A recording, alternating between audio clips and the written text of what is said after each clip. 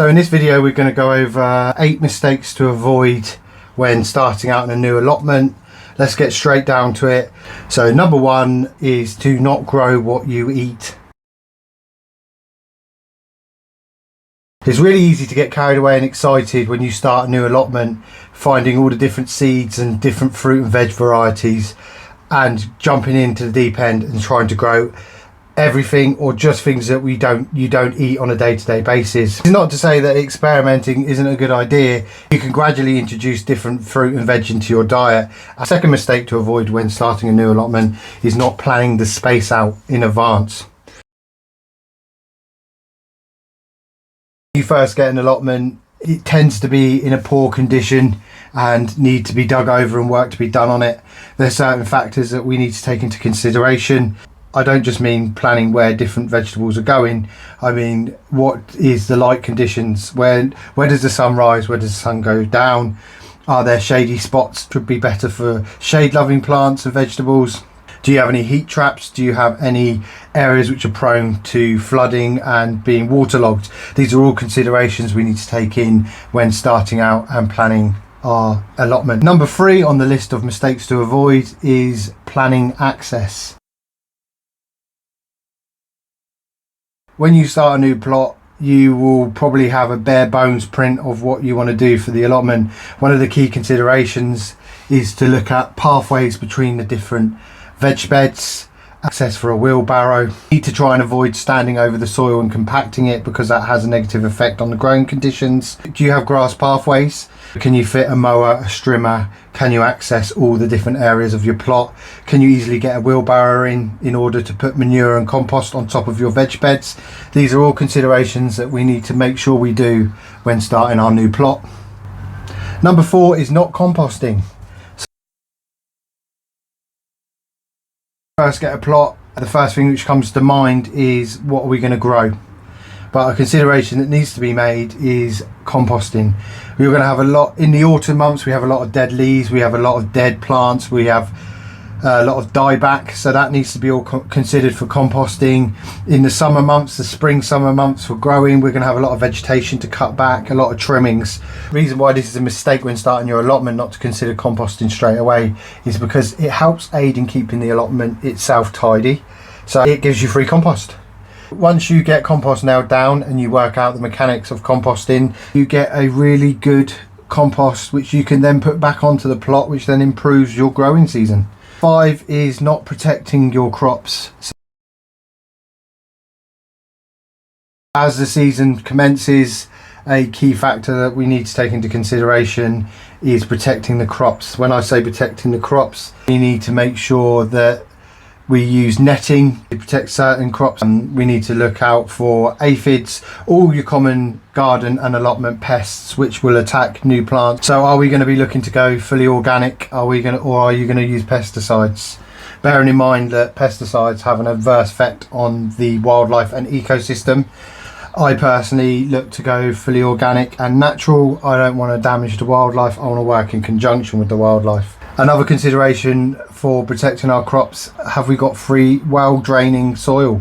Do you need to raise your beds? Do you need to protect your vegetables and your plants from waterlogging? Number 6 in the mistakes to avoid when starting our allotment is not collecting and using rainwater.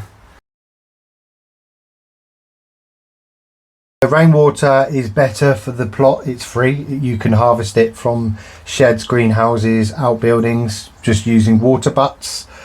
Tap water, and I know this is different for everyone in their own situations, but tap water can contain high levels of chlorine, chemicals. It's harsher on the plants, so rainwater is always going to be better. It's a natural source that we can collect, better for the plants, better for the environment, and a free resource which we can utilise during the summer months when we've got thirsty plants, vegetables and flowers. So set up a nice, easy to use water butt system, get yourself a watering can, get yourself ready for the coming season in your new allotment. The next consideration, so number 7, consider wildlife. When taking on a new allotment, we need to consider that not all wildlife has a negative effect. So not all insects are pests. We've got good insects. We've got wasps, which in my opinion are incredible. So you'll get a lot of hatred for wasps, but wasps take and eat caterpillars. They predate on pests. They can be a real help in our allotments. We've got bees, we've got pollinators, got lots of friendly bugs. We've got lots of friendly animals to consider when looking after our plot. We need to also look after the wildlife. Hedgehog dens. You could put in if you're permitted on your allotment plot, and you have the space, you could make a small wildlife pond which will encourage frogs, which will predate on slugs and snails. We can make a log pile to encourage bugs and wildlife. Ladybirds are fantastic when it comes to predating on aphids and keeping aphids under control.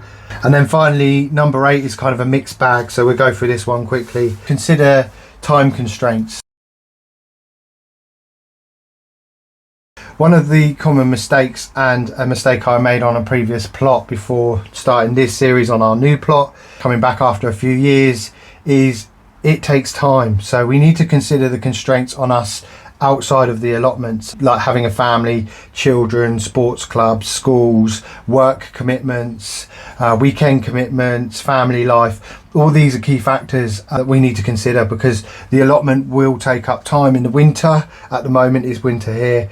You have less things to do. There's always something to do, but you don't have as much demand on your time in the allotment. As we kick into spring and summer, you will need to allocate more time for watering, weeding, trimming back, harvesting. All these aspects, these are all constraints coming down and opening up your greenhouse.